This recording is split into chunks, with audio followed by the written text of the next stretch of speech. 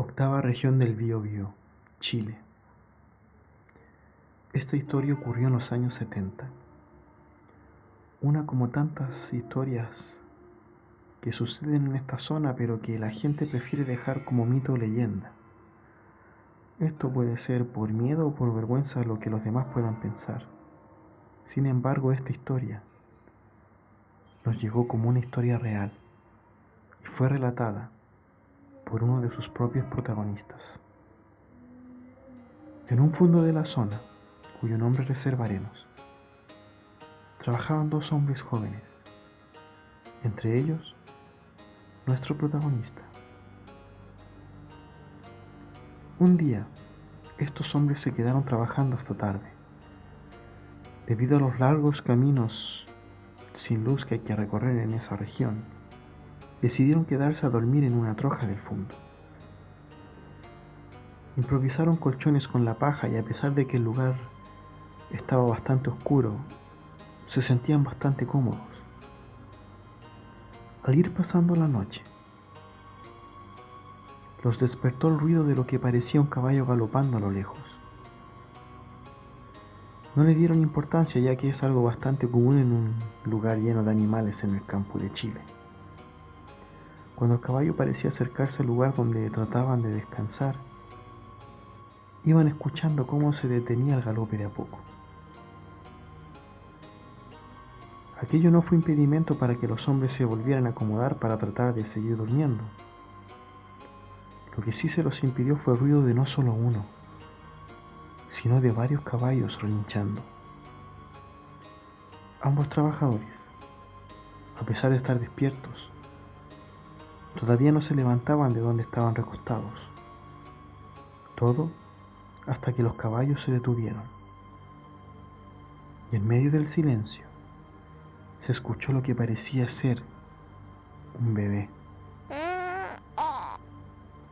Los hombres se levantaron preocupados. Lo primero que pensaron es que alguien del fondo seguramente tuvo que salir de urgencia con un bebé montado sobre un caballo.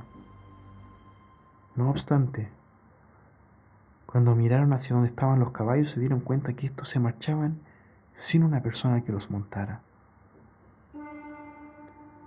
Los caballos se marchaban, galopando y relinchando. Los hombres apenas podían ver dónde iban los caballos, pero por el ruido que hacían sabían que estos se alejaban. Pero lo más aterrador es que seguían escuchando el llanto del bebé. Comenzaban a sentir pavor, ya que aquel llanto ya no se escuchaba lejos, sino que cada vez se escuchaba más cerca. Y no solo eso, el llanto se escuchaba cada vez con más intensidad, como si algo estuviera a punto de suceder.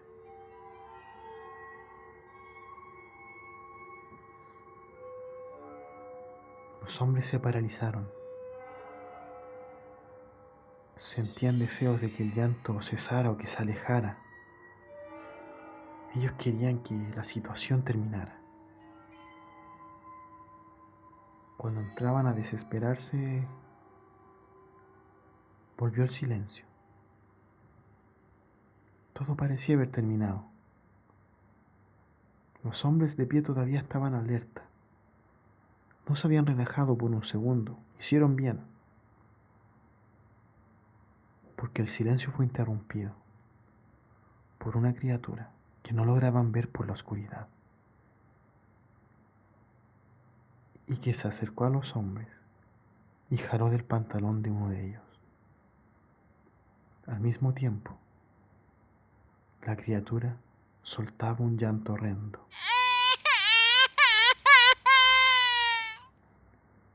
Ambos hombres salieron corriendo. Se arriesgaron a echarse a correr por los campos con plena oscuridad, ya no les importaba.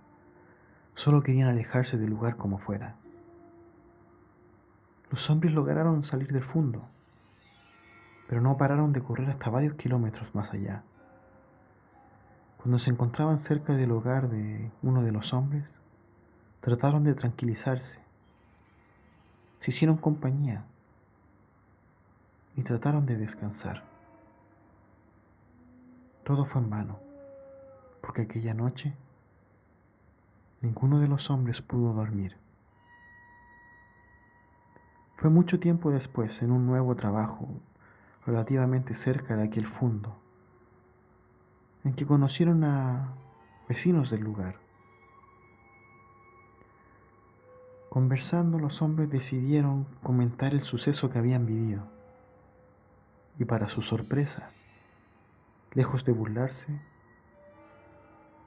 los vecinos decían tener la explicación de aquel fenómeno.